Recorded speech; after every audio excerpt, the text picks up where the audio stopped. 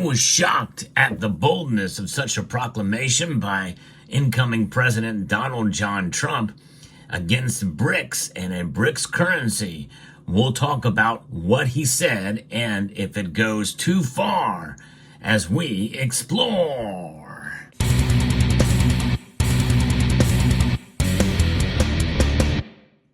The reason why I'm showing gold and silver here, along with some different denominations of currency, is because in the end, the true currency that really matters and does not have an agenda and cannot be weaponized are gold and silver.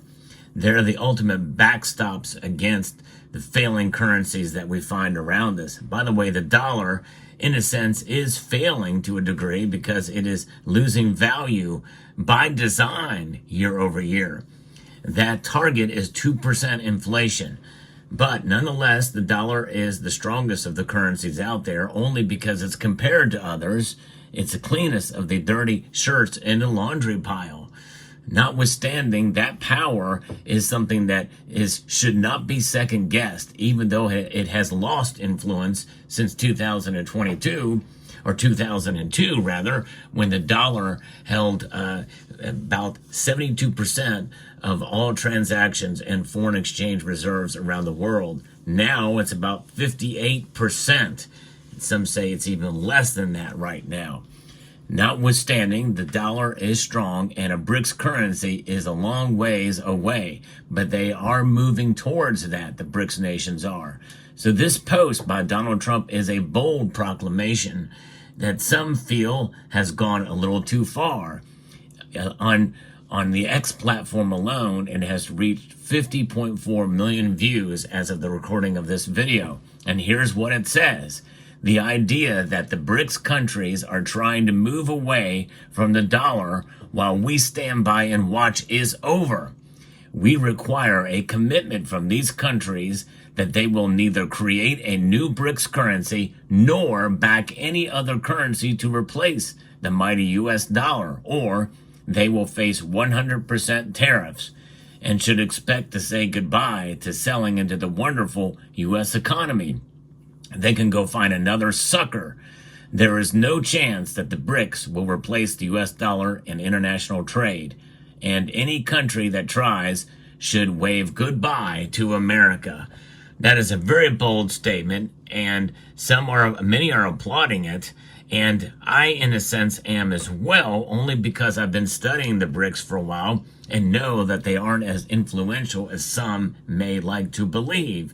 Many of us applaud in the destruction of the dollar, mainly because we see it as being weaponized against the world.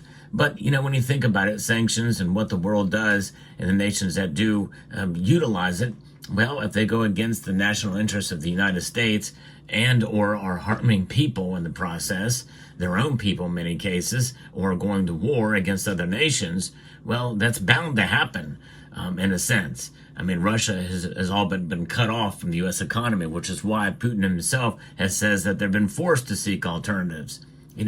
From the Russian standpoint, you can't blame him for that. However, all of that could change for sure once the negotiated peace is done. And by the way, late word is that Zelensky may very well agree to losing some territory to Russia. In other words, maybe Crimea just may stay in Russian hands, and maybe the land bridge of the east of Ukraine very well could be a part of that. And also, make no mistake, this is all about a land grab from Putin. All this talk about, Nazis and the Ukraine army, that's hogwash. It's all about just gaining territory for economic purposes, and for other purposes too, for Russia. At the very least, notwithstanding, Trump could negotiate a peace there and maybe even welcome back in Russia into using the dollar again, which Putin himself has said that he was not against and he was for working with the dollar. So that is what that is about. And so what about other areas, other countries? Well, other countries have been punished as well too for working with Russia. in this endeavor, and so therefore they have been punished with sanctions as well. And a lot of people have some criticisms against the United States. That is a weaponization of the dollar in its purest forms. Of course, we also know that that is the case in terms of Iran, which is one reason why they were kind of backhanded by the U.S. government with that pallet full of cash for Iran. But other nations that are attacking Israel and the like. So Trump is not going to necessarily just move those away and free the dollar to be used and for everybody to use the SWIFT system for international transactions. And they've got to essentially fall in line if they're going to deal with the United States. So this thing about what Donald Trump is saying here, I think was done with a bold proclamation, knowing that the U.S. dollar is still the king of all the currencies out there. No question about it. And it would hurt them more than it would hurt the United States if they were to try to work to create a new BRICS currency or to back any other currency to replace the U.S. dollar. Essentially, Trump knows they can't do it in their current operation right now, even though they've been working to do it for quite a while. The act of de-dollarization, which is real, is something that is quite a ways off, as we've talked about. I know on this channel I've talked about that the BRICS nations have been discussing the idea of moving towards a currency, a BRICS currency, backed by gold, a gold-backed currency. And that's really one of the only ways it would gain credence within each of these nations, because they themselves have a much looser relationship than they do individually, for the most part, with the United States. I think this is why Trump can be so bold as to make that mention. But gold and silver, in a sense, are metals that have no agenda. They are not tied to any one government or group or entity or culture or religious or empire or what have you. They exist for what they have for thousands of years. Central banks know this, which is one of the reasons why many of these central banks have been accumulating gold as the ultimate backstop against inflation or the weaponization of the dollar. And I think this is why it likely will continue, because of this posting right here. This is very important. It is fundamental. Again, with over 50.4 million views on the X platform alone, and who knows how many have been received where it's been shared in other areas as well.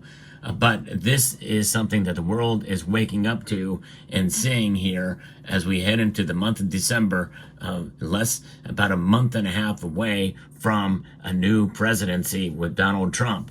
And he's going to be very aggressive in this way to preserve the dollar's reserve status for a currency and to strengthen it a little bit more.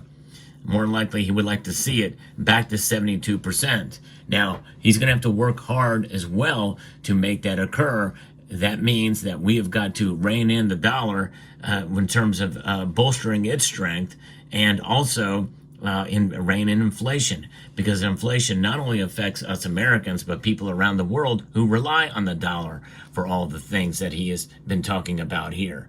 So that'll be very interesting to see how that plays out. But when we think about the dollar and its strength compared to other currencies, well, we have to also embolden it as well to increase its strength. Right now it's at 58%.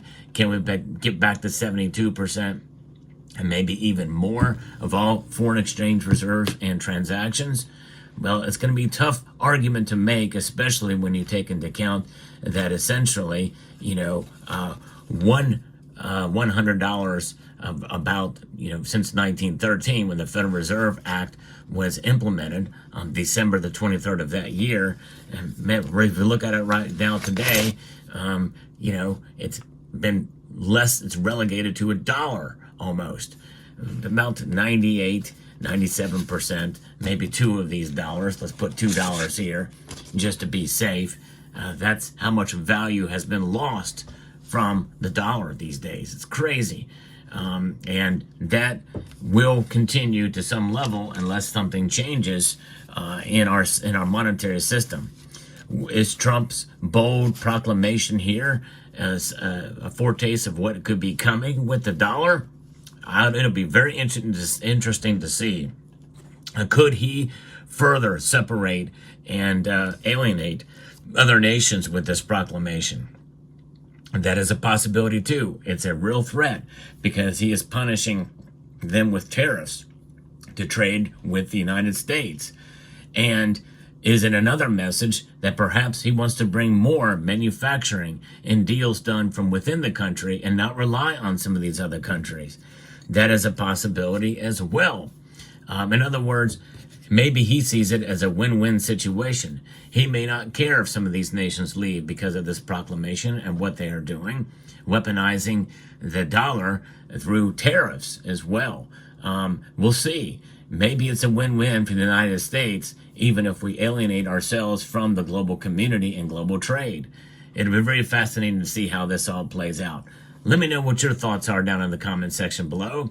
Hope you found this video informative, insightful, and educational. Would like to extend a multitude of gratitude to each and every one of you for watching, and to encourage you to please rate, share, comment, and subscribe.